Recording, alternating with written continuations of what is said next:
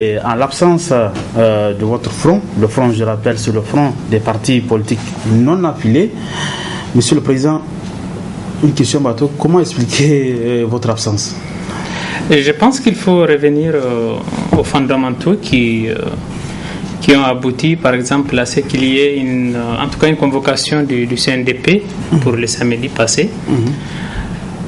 Il faut rappeler que l'ordre du jour lui-même ne semblait pas être quelque chose auquel on devrait assister, puisque au niveau du code électoral dans lequel se trouvent les attributions de la CENI, il n'est pas fait mention des partis politiques non affiliés. Okay.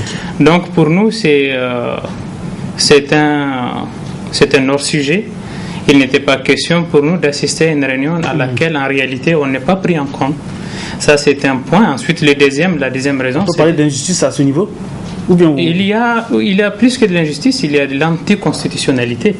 C'est-à-dire qu'il n'est pas déjà possible et admissible à ce qu'il y ait un code électoral qui ne prévoit pas les partis politiques non affiliés.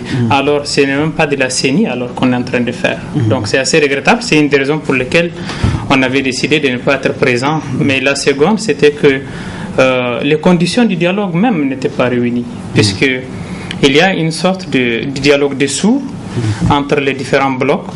Et c'est assez regrettable parce que le temps presse et il n'est pas du tout opportun à ce que ceux qui, pour une raison ou une autre, ont le pouvoir, pensent qu'ils sont tout puissants. Ils devraient, en notre sens, revenir à de meilleurs sentiments pour qu'on crée les conditions du dialogue et que ce dialogue doit être inclusif. Oui, Monsieur le Président, vous l'avez dit, vous étiez absent hier, mais quand même vous avez suivi le déroulement de ces travaux du CNDP. Quelle analyse vous en faites? Je pense qu'hier, il n'y avait pas eu une réunion du CNDP, il y avait une réunion de la MRN qui a décidé de faire sa CENI. C'est très important pour nous, il n'y avait pas eu de réunion. Pourquoi vous dites sa CENI Parce que la CENI doit être nationale et inclusive, ce qui n'est pas le cas. Ici, 2/3 de ceux qui composent le Conseil national du dialogue politique étaient absents. Alors comment est-ce qu'ils peuvent former en tout cas les bureaux de la CENI? Nous nous posons la question. Donc pour nous, hier encore une fois, il n'y avait pas eu de réunion du CNDP. Monsieur le Président, vous dites qu'il n'y a pas eu de réunion du CNDP, mais quand même l'opinion a suivi qu'il y a eu l'élection du président de la CENI, de son vice-président. Et c'est quand même un pas, et c'est quand même un vœu de la classe politique. Il faut mettre en place une CENI permanente. C'est un pas, c'est juste que c'est un pas en arrière. En ce sens que le but de la CENI, le but de la concertation, c'est de créer des conditions pour qu'on ait des élections libres et transparentes aux prochaines échéances.